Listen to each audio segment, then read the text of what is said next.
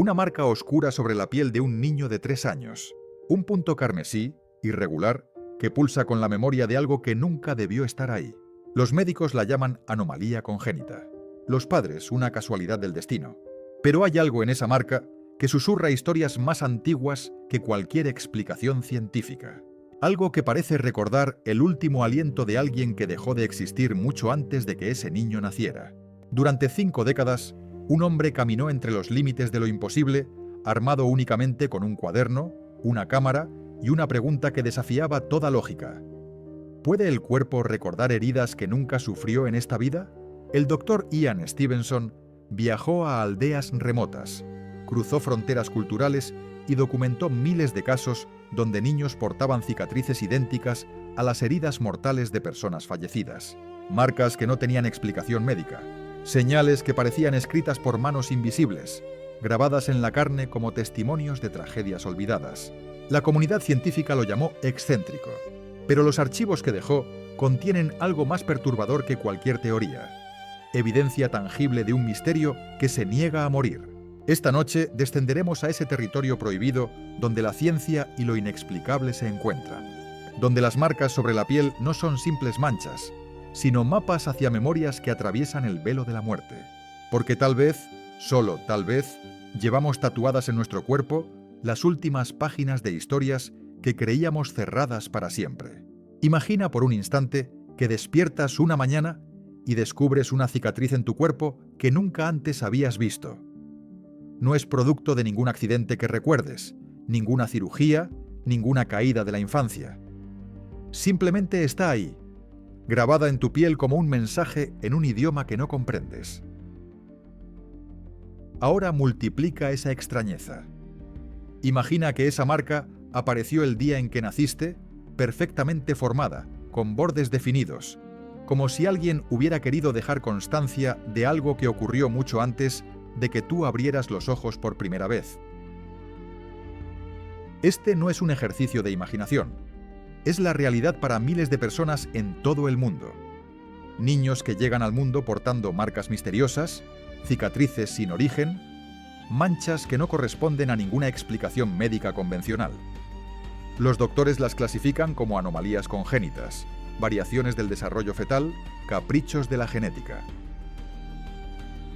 Pero hay casos, cientos de ellos documentados con rigor científico, donde estas marcas cuentan historias mucho más inquietantes.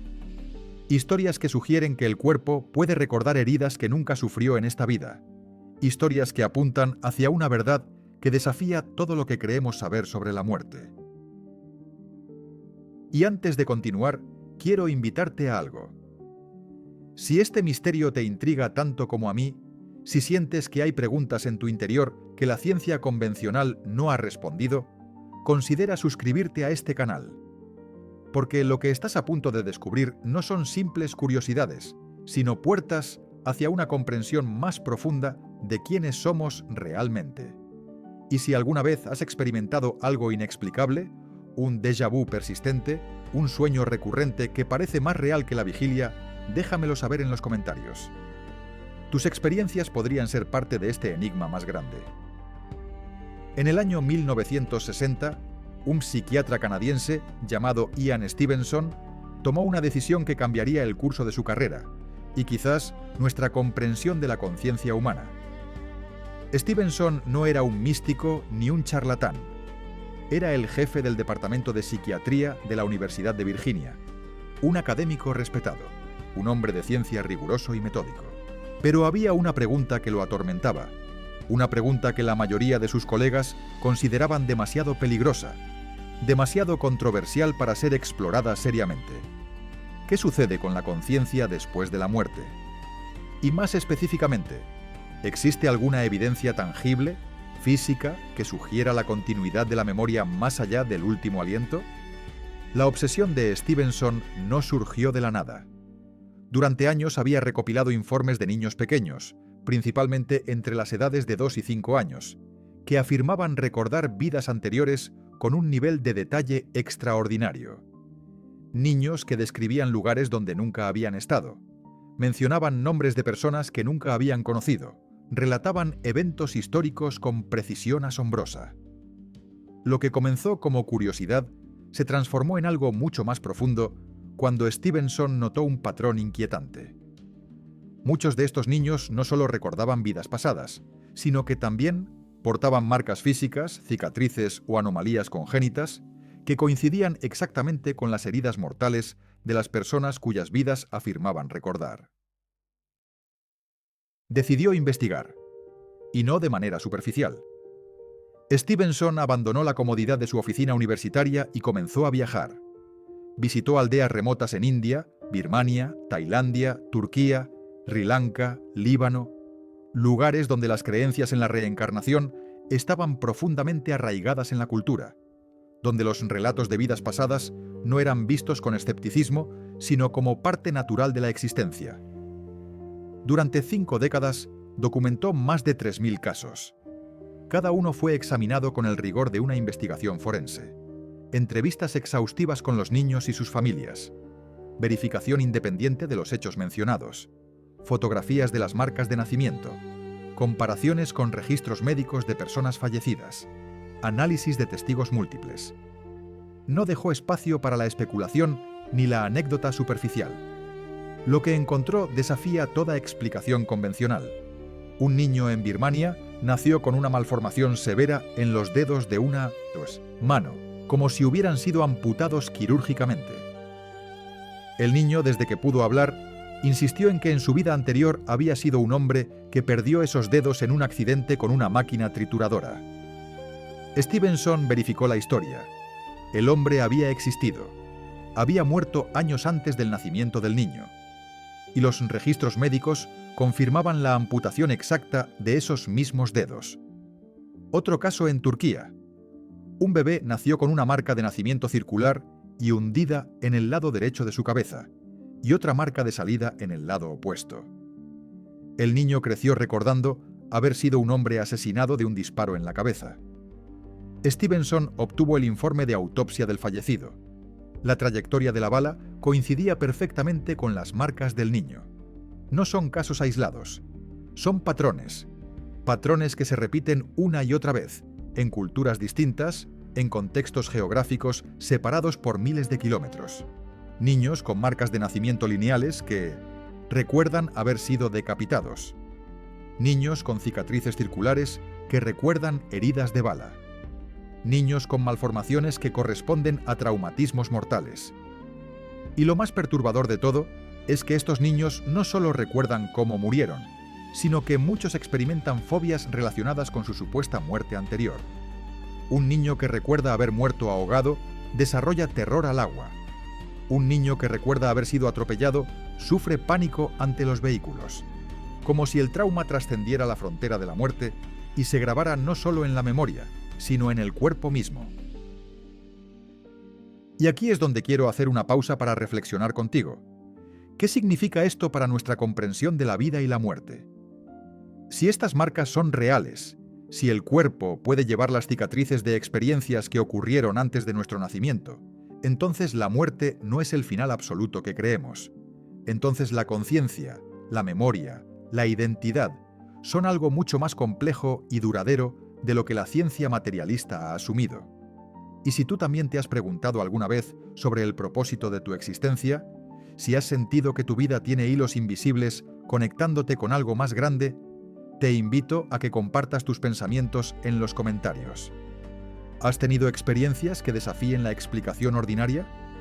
¿Has sentido conexiones inexplicables con lugares o personas? Tu voz es parte de esta búsqueda.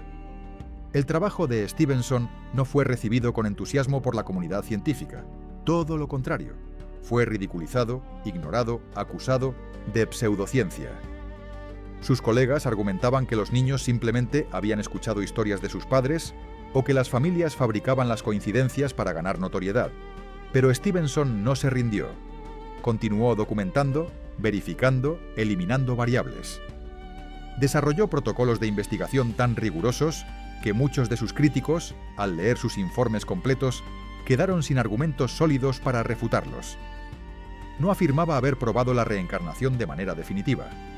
Era demasiado científico para eso, pero sí afirmaba algo más modesto y al mismo tiempo revolucionario, que existía un fenómeno real, documentable, que merecía ser estudiado seriamente en lugar de ser descartado por prejuicio ideológico. Las marcas de nacimiento, en su investigación, se convirtieron en algo más que simples anomalías cutáneas. Se transformaron en ventanas hacia un misterio más profundo sobre la naturaleza de la memoria y la identidad. Stevenson descubrió que aproximadamente el 35% de los niños que afirmaban recordar vidas anteriores tenían marcas de nacimiento o defectos congénitos relacionados con sus recuerdos. Esa no es una cifra insignificante, es una correlación que exige explicación. ¿Cómo puede un niño nacer con una marca que corresponde exactamente a una herida mortal de alguien que murió antes de su concepción? ¿Qué mecanismo físico o metafísico podría transferir esa información de un cuerpo a otro? La medicina convencional no tiene respuestas satisfactorias. Podemos hablar de mutaciones genéticas, de interrupciones en el desarrollo embrionario, de factores ambientales durante el embarazo. Pero ninguna de estas explicaciones puede dar cuenta de la especificidad de estas marcas, de su correspondencia exacta con heridas documentadas, de su aparición en niños que, contra toda probabilidad, recuerdan detalles precisos de la vida y muerte de la persona cuyas heridas llevan impresas en su piel. Es como si el universo mismo estuviera dejando pistas, escribiendo mensajes en la carne de estos niños, invitándonos a reconsiderar todo lo que creemos saber sobre la continuidad de la existencia.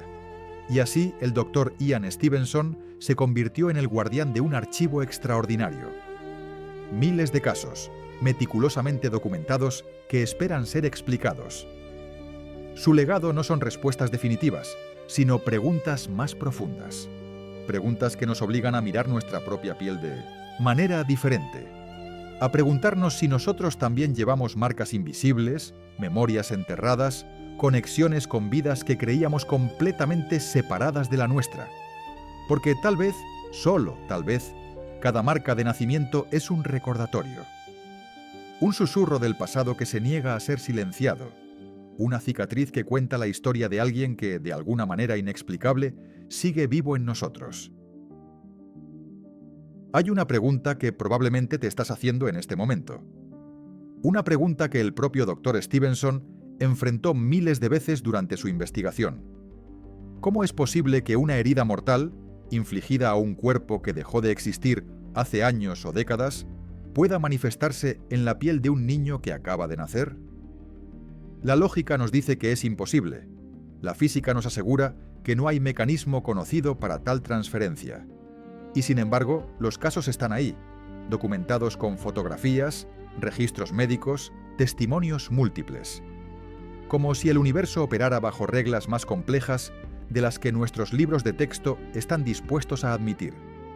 Permíteme llevarte a uno de los casos más perturbadores documentados por Stevenson.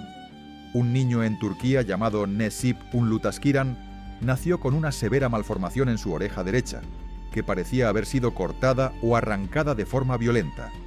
La malformación no era genética ni producto de algún accidente durante el parto. Simplemente estaba ahí desde el primer momento. Cuando el niño cumplió 3 años, comenzó a hablar de una vida anterior. Decía haber sido un hombre llamado Malik que había muerto en circunstancias violentas. Describía con precisión detalles de la vida de ese hombre, su familia, su casa, su trabajo.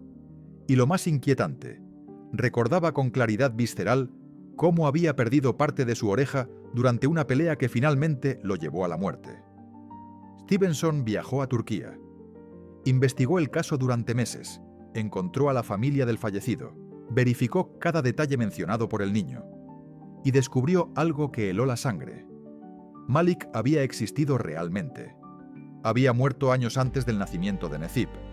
Y efectivamente, durante una confrontación violenta, parte de su oreja derecha había sido arrancada antes de recibir la herida mortal. Las fotografías del cadáver de Malik, comparadas con la malformación de Necip, mostraban una correspondencia casi perfecta.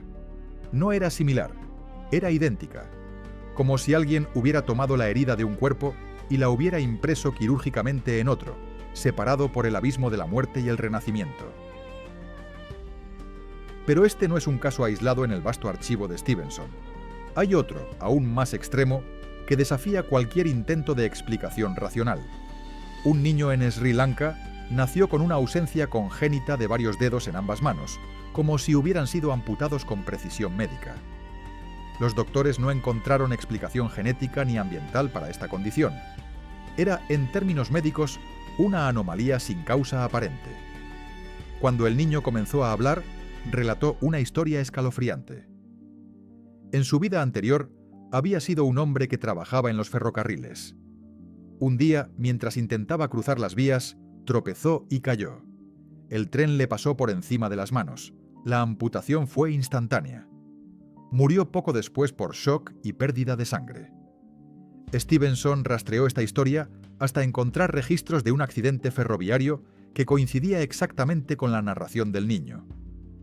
El hombre había existido, el accidente había ocurrido, y la descripción de las amputaciones coincidía, con precisión milimétrica, con las malformaciones congénitas del niño. Ahora, detengámonos aquí por un momento, porque lo que estamos enfrentando no es simplemente una curiosidad médica, es una grieta en la realidad tal como la conocemos.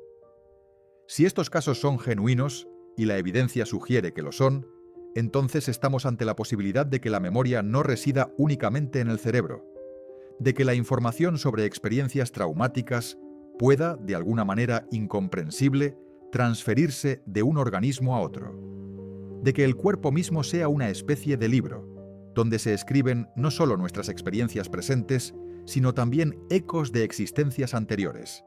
Y esto plantea preguntas filosóficas y espirituales de una profundidad vertiginosa. Y antes de continuar más profundo en este misterio, quiero hacerte una invitación. Si has llegado hasta aquí, si estas historias resuenan con algo dentro de ti, si sientes que hay una verdad más grande esperando ser descubierta, te animo a que te suscribas y actives las notificaciones.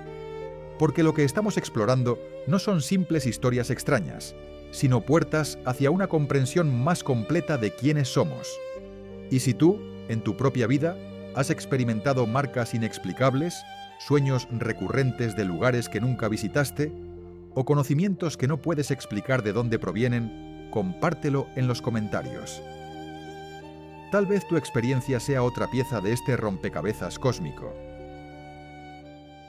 La comunidad científica, como era de esperarse, no recibió estas investigaciones con los brazos abiertos. Las críticas fueron feroces. Algunos acusaron a Stevenson de ser víctima de engaños deliberados, argumentando que las familias fabricaban estas historias para obtener atención o beneficios económicos. Otros sugirieron que los niños simplemente habían escuchado relatos de adultos y los habían incorporado a su imaginación. Hubo incluso quienes insinuaron que Stevenson, en su obsesión, veía patrones donde no existían. Pero estas críticas tienen un problema fundamental. No explican las marcas de nacimiento. Un niño puede inventar una historia, puede repetir algo que escuchó, pero no puede fabricar una malformación congénita que coincida exactamente con una herida documentada de alguien que murió antes de su nacimiento. Stevenson era consciente de estas objeciones. Por eso desarrolló protocolos de investigación extraordinariamente rigurosos. Cuando investigaba un caso, no se limitaba a entrevistar al niño y su familia. Buscaba verificación independiente de cada dato. Consultaba registros de defunción, informes médicos, testimonios de testigos no relacionados con la familia del niño. Documentaba las marcas de nacimiento con fotografías desde múltiples ángulos. Contrataba traductores independientes para asegurarse de que no hubiera malentendidos culturales. Revisaba historias alternativas que pudieran explicar el conocimiento del niño. Y solo después de eliminar todas las explicaciones convencionales, consideraba el caso como evidencia potencial de memoria de vidas anteriores. De los más de 3.000 casos que documentó, solo unos 200 pasaron este filtro extremadamente estricto. Pero esos 200 casos permanecen inquebrantables, desafiando toda explicación materialista. Lo que hace que las marcas de nacimiento sean particularmente significativas en este contexto es su naturaleza física e inalterable. No son recuerdos, de vagos que pueden ser atribuidos a la imaginación. No son coincidencias que pueden ser descartadas como estadísticamente inevitables. Son evidencia corporal, tangible, fotografiable, medible. Son el tipo de evidencia que la ciencia debería valorar más que cualquier otra. Y sin embargo, precisamente porque desafían el paradigma materialista, son ignoradas o ridiculizadas. Es más cómodo asumir que miles de familias en docenas de países están conspirando para engañar a un investigador que aceptar la posibilidad de que nuestro modelo de conciencia esté incompleto. Pero hay algo aún más profundo en esta investigación que va más allá de la simple pregunta sobre la reencarnación.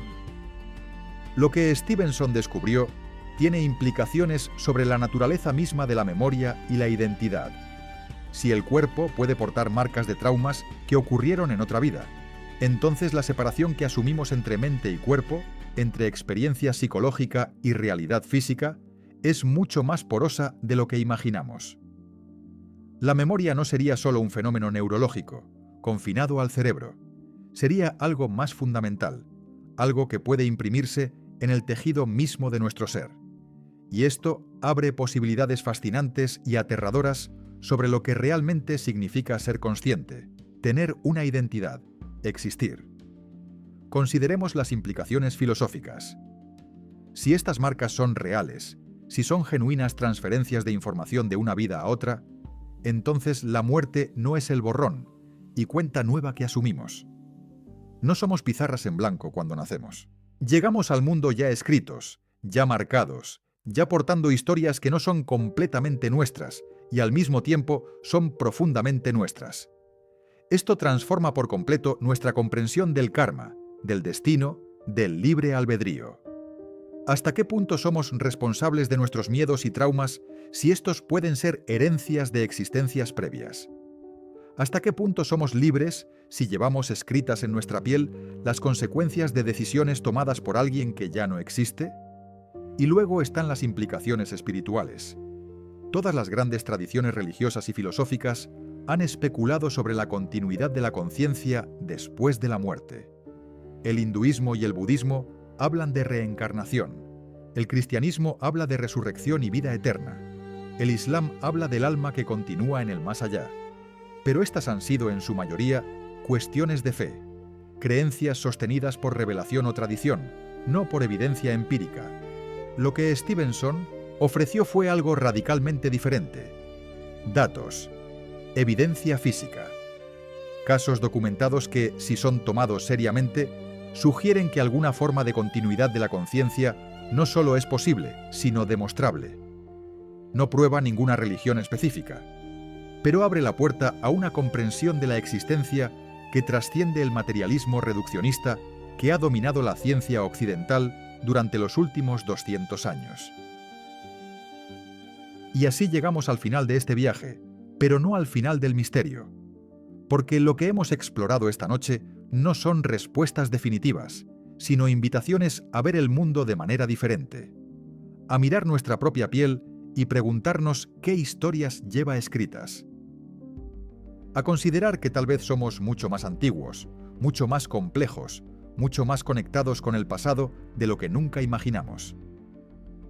El Dr. Ian Stevenson dedicó su vida a documentar estos casos no porque tuviera todas las respuestas, sino porque tuvo el coraje de hacer las preguntas correctas. Y ahora esas preguntas son nuestras. ¿Qué llevamos escrito en nuestra carne? ¿Qué memorias duermen bajo nuestra piel? ¿Qué cicatrices del pasado aún pulsan en nuestro presente? Tal vez nunca lo sepamos con certeza, pero solo hacer la pregunta ya nos transforma, porque nos obliga a reconocer que somos misterios incluso para nosotros mismos. Y antes de despedirnos, quiero dejarte con una última reflexión.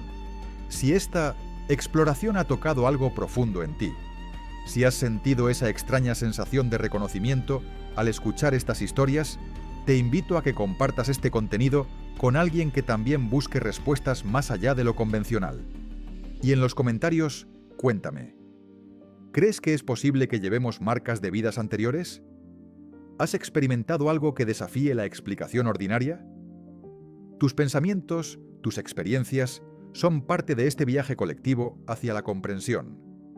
Porque al final, todos somos buscadores de verdad, caminando juntos en la oscuridad, intentando descifrar los enigmas escritos en nuestra propia existencia.